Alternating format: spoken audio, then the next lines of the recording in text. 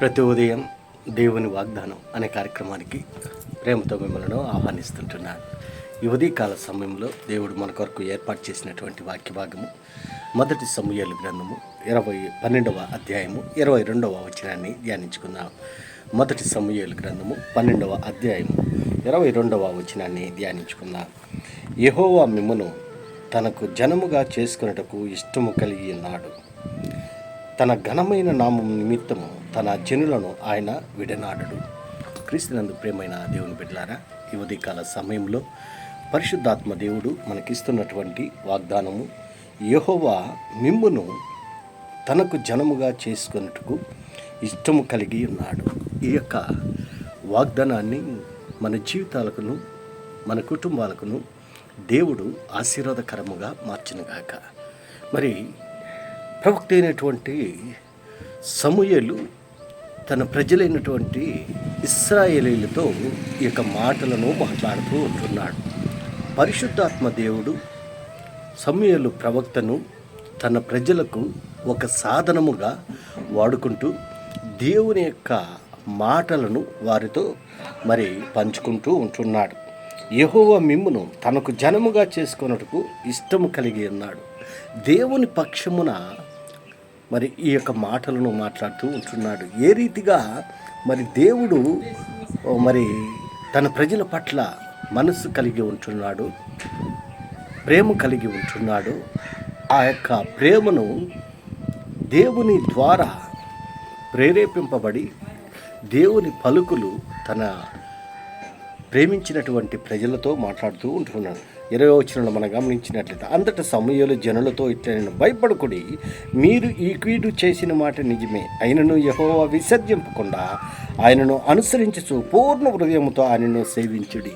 ఇశ్రాయేలు యొక్క ప్రజలు దేవునికి విరోధమైనటువంటి కార్యాలు చేస్తూ దేవుణ్ణి విసర్జించి దేవునిపైన తిరుగుబాటు చేసి లోబడనులకుండా జీవిస్తూ ఉన్నటువంటి వారుగా ఉంటున్నారు. అందుకే అక్కడ అంటున్నారు, దేవునికి మీరు విరోధముగా చేసినటువంటి పాపములను బట్టి మరి దేవుడు మరి మీ యొక్క పాపములను మరి క్షమించేదానికి ఆయన సిద్ధంగా ఉంటున్నాను.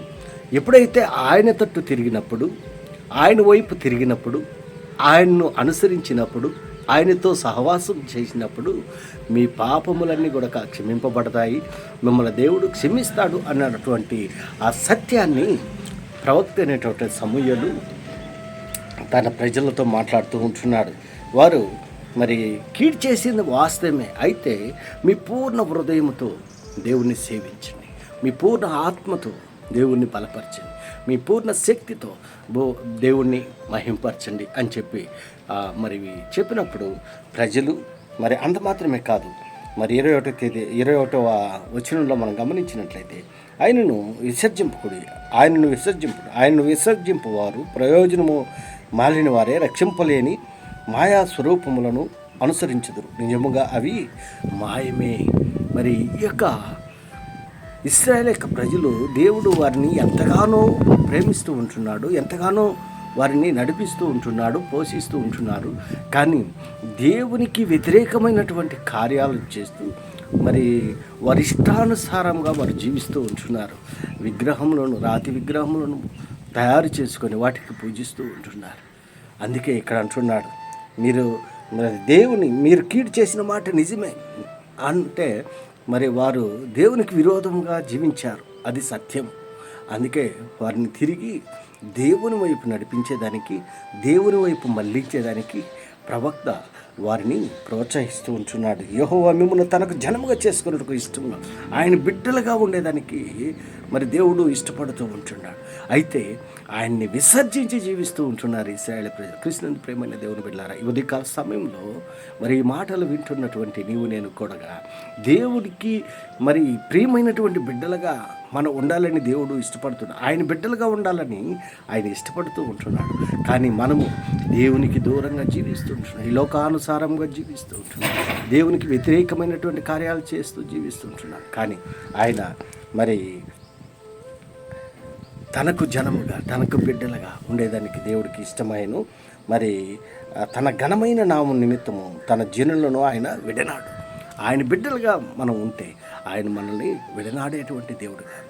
కష్టంలోనూ, నష్టంలోనూ, శోధనలోనూ, భయంలోనూ, ప్రతి దాంట్లో కూడా ఆయన మనకు తోడుగా ఉంటాడు. ఎందుకనగా నన్ను నమ్మినటువంటి బిడ్డలను ఎన్నటికీ విడనాడనని దేవుడు వాగ్దానం చేశాడు. ఆ వాగ్దానం చేసినటువంటి దేవుడు నమ్మకమైనటువంటి దేవుడు, నమ్మదగినటువంటి దేవుడు.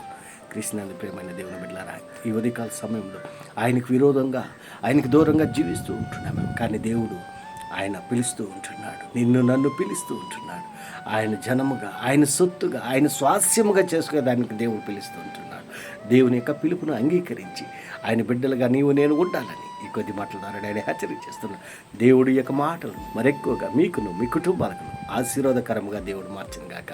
ఆమేన్.